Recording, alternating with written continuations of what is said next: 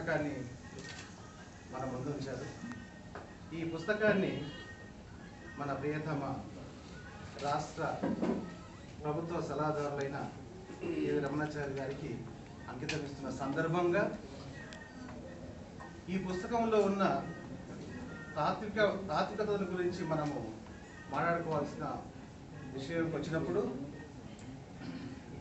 తన జీవితంలో ఎదురుపడిన భవిష్యత్తు పరిణామాల గురించి కానీ తాను ఎదుగుతున్న విషయమే కానీ ఈ సమాజం ఎలా ఉండాలి, ఈ సమాజం ఎలా ఉంటే బాగుంటుందని ఈ శతకంలో మనకు చాలా ఖండికలు మనకు తను రాసుకొచ్చాడు. ఒక్కొక్క ఖండికను మనము చదివినప్పుడు మనము గొప్పగా ఫీల్ అవుతాం. అంటే మన జీవితంలో మనం ఎదుర్కొంటున్న ఆటుపోట్ల విషయం కానీ మనం ఆస్వాదిస్తున్న ప్రేమ విషయం కానీ ఇలా రకరకాలుగా నిన్ను నువ్వు తెలుసుకో మానవ అనే ఈ పుస్తకంలో తన చాతుర్యాన్ని, తన మేధావితనాన్ని, తన గొప్పతనాన్ని అంతా అక్షర రూపంలో మనకు ఈ పుస్తకంలో అందించారు. ఇలాంటి ఈ పుస్తకంలో ఒక చోట తను అంటాడు అమ్మ గురించి, అమ్మ గర్భమే ఆదిలోకమని, అమ్మ మాటయే పరమ వేదమని, అమ్మ ఒడియే మొదటి బడి అని, అమ్మ సేవయే దైవ సేవయని, నిన్ను నువ్వు తెలుసుకో మానవ నీలోనే మాధవుడున్నాడని. ఇలా సాగుతుంది ఈ పుస్తకంలోని ఖండికలన్నీ. మనిషి అప్పుల గురించి చెప్తాడు ఒక చోట. అప్పులు చేయకు తిప్పలు పడకు, అప్పులు చేయకు తిప్పలు పడకు, వాదములాడక ఖేదము చెందకు, చేయి చాచితే చేవజారును, వాదము పెరిగితే వరుస మారును, నిన్ను నువ్వు తెలుసుకో మానవ నీలోనే మాధవుడు ఉన్నాడని అని చెప్పేసి ఒక చోట అంటారు.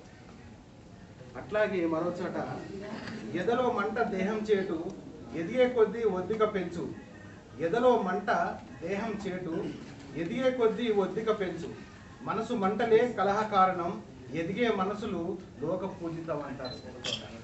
ఇలా ప్రతి పేజీలో, ప్రతి ఖండికలో, ప్రతి పేజీ అనే కాకుండా ప్రతి ఖండికలో కూడా మనం తెలుసుకునే విషయాన్ని, మనం తెలుసుకోవాల్సిన తత్వాన్ని, మనం తెలుసుకోవాల్సిన అవసరాన్ని ఈ పుస్తకంలో మనకు అందించిన సురేష్ కుమార్ గారి గొప్పతనం మనకు కనిపిస్తుంది.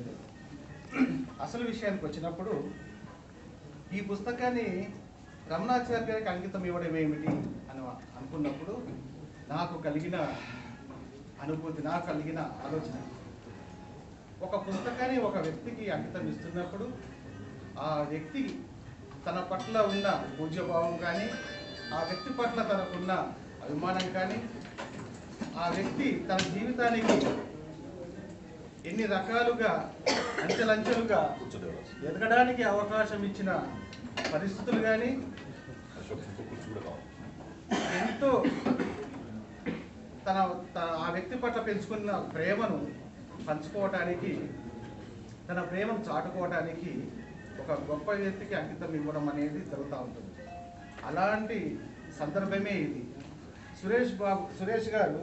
సురేష్ కుమార్ గారు రమణాచారి గారి ఎంత గొప్ప శిష్యుడు అంటే తను చెప్పుకున్న మాటలు మనం ఒకసారి చదివినట్టయితే ఎన్నో ఏళ్ళుగా, 2 దశాబ్దాలుగా తన సలహాలను పాటిస్తూ ఒక మంచి జీవితానికి, మంచి భవిష్యత్తుకు పునాదులు వేసుకునే అవకాశం కలిగించిన రమణాచారి గారి పట్ల తనకున్న మంచి గొప్ప భావన మనకు ఈ పుస్తకంలో తన ముందు మాట మనకు కనిపిస్తుంది.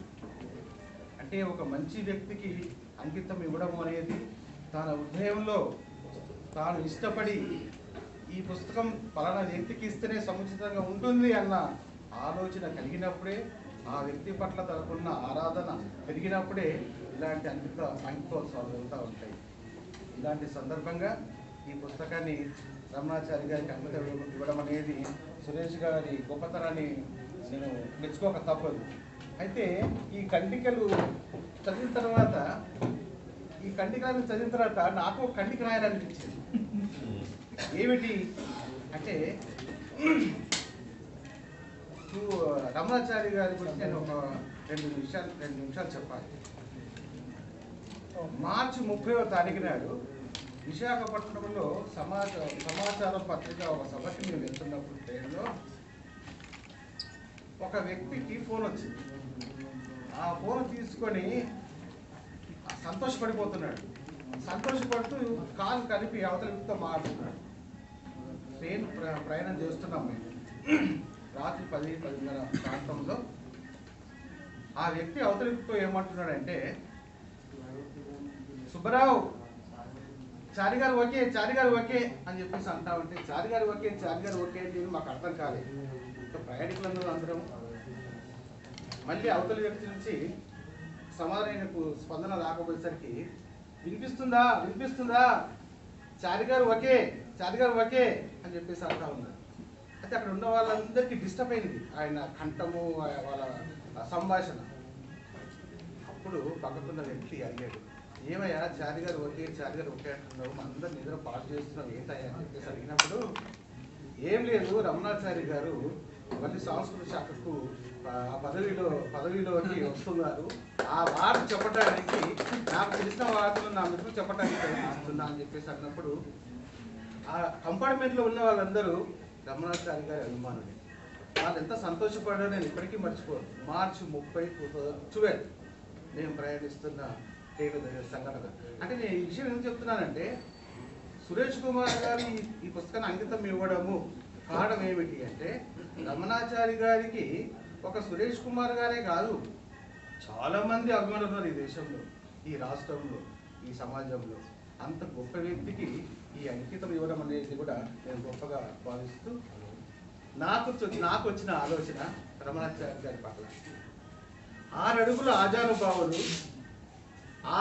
ఆజానుభావులు ఆలోచన ఆకర్షణ వీరి సొంతం. 6 అడుగుల ఆజానుభావులు ఆలోచన ఆకర్షణ వీరి సొంతం. అందరి ఆనందాన్ని కోరుకునే అపురూపమైన వ్యక్తి వీరని నిజం తెలుసుకో మానవ, రమణ గారిలో మాధవుడున్నాడని. అట ఇంకొచ్చిన కథిక. అందరినీ ఆదరించేవారు ఆవేశాన్ని అనువైనా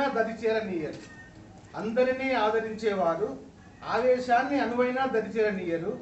మనిషికి మనిషే అని నమ్మేవారు మానవత్వానికి ప్రతిరూపమైన వారని నిజం తెలుసుకో మానవ, రమణ గారిలో మాధవుడున్నాడని. ఇలా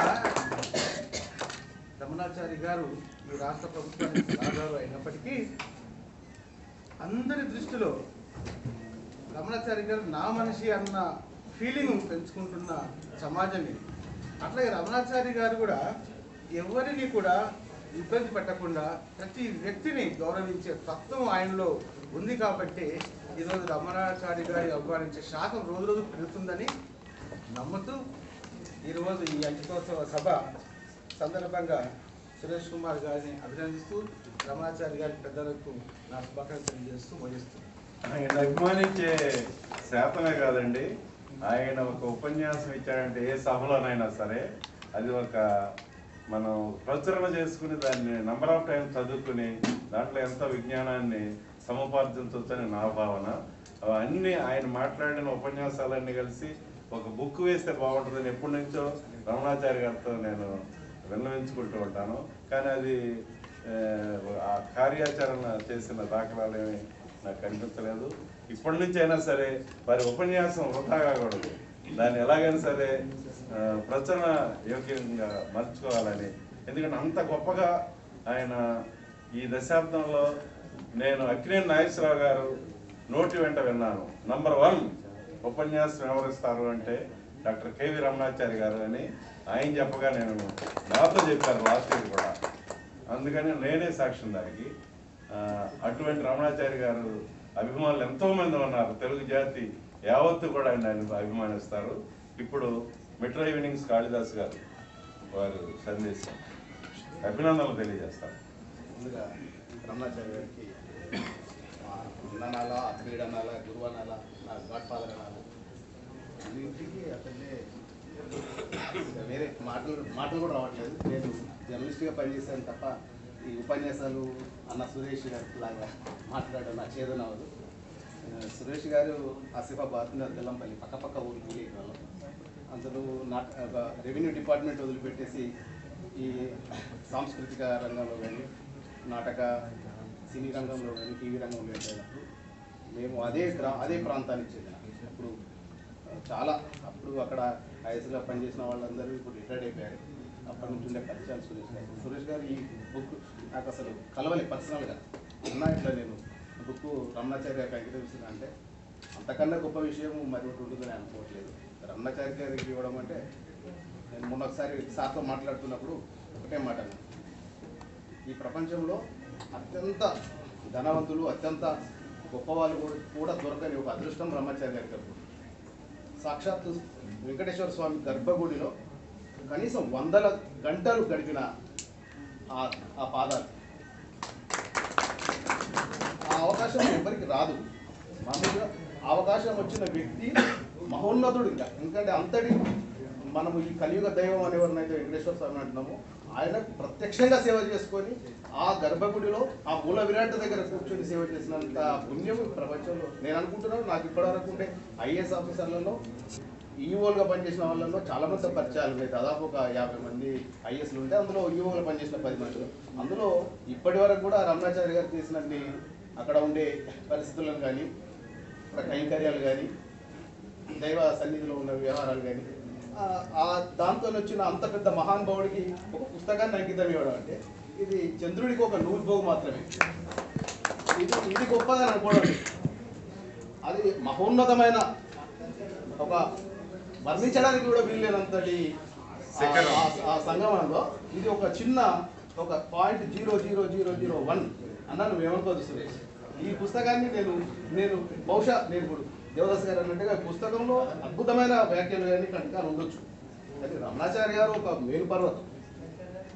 దాన్ని నేను రచనలో చెప్పగలను తప్ప రాయగలను తప్ప మాట్లాడడం నా చేత నవ్వదు. నన్ను క్షమించండి అన్నగారు. కాళిదాస్ గారు చక్కగా వారి అభినందనలు తెలియజేశారు. రమణాచార్య గారి ముందు మనం చెప్పుకోవడం విడిగా చెప్పుకోవాలి. ఇటువంటివన్నీ 3 విషయాలు మీ అందరికి తెలవాలి. ఏమిటంటే కులీ కుతుబ్ షా అనే సంస్థ నుంచి ఆయన వర్క్ చేసిన తర్వాత బయటకు వస్తే ఆ సంస్థ వాళ్ళందరూ సరే ఆయన ఇక్కడే ఉండాలి అని వాళ్ళందరూ భీష్మించుకొని కూర్చున్నారు అనమాట. అంత గొప్ప సేవలు అందించారు అక్కడ. ఆ తర్వాత సాంస్కృతిక శాఖ నుంచి ట్రాన్స్ఫర్ అయినప్పుడు అన్ని సాంస్కృతిక సంస్థలు మాకు వీరే ఉండాలి అని ముఖ్యమంత్రి దగ్గరికి వెళ్ళి అడిగిన రోజులు ఉన్నాయి. అంతేకాదు హౌసింగ్ బోర్డు దాదాపు మూసైపోతుంటే రమణాచార్య గారు వచ్చి దాన్ని బతికించి ఒక మలేషియా టౌన్షిప్, ఒక సింగపూర్ టౌన్షిప్ లాంటివి నిర్మించి దానికి ఇప్పుడు డబ్బులు వచ్చే పద్ధతిలో దాన్ని నిలిపారు. అలాగే ఖాదీ అండ్ విలేజెస్ ఒకటేమిటి, ఆయన ఎక్కడికి వెళ్ళినా సరే అద్భుతం. అటువంటి మహానుభావులు వారికి ఈరోజు టి సురేష్ కుమార్ గారు ముందుగా అంకితం ఇస్తున్నారు పుస్తకాన్ని. విష్ణుప్రియ గారు, విష్ణుప్రియ మీరు అంటే పేరు విష్ణుప్రియ, మీరు పాడుతున్నారు. విష్ణుప్రియ ఎక్కడ రండమ్మా, విష్ణుప్రియ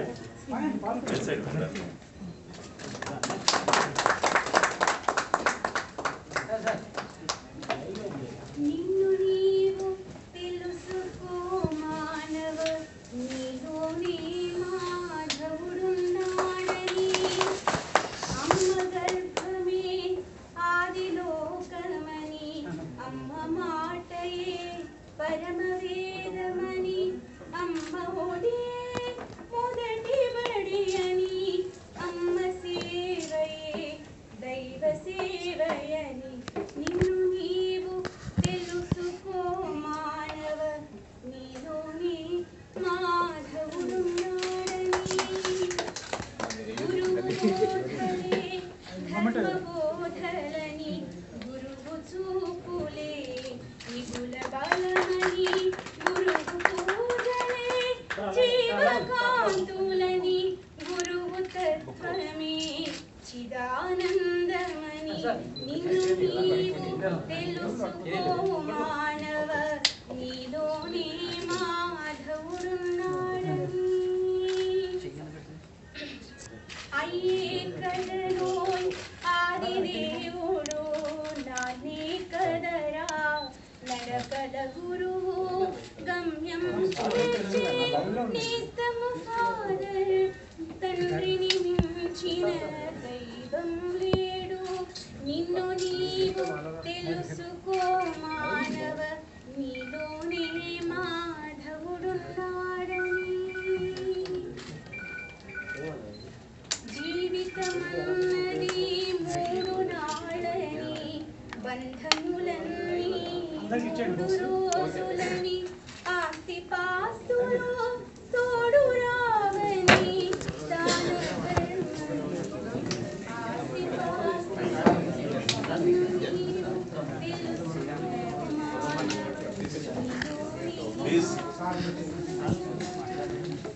ప్లీజ్ సురేష్ కుమార్ గారు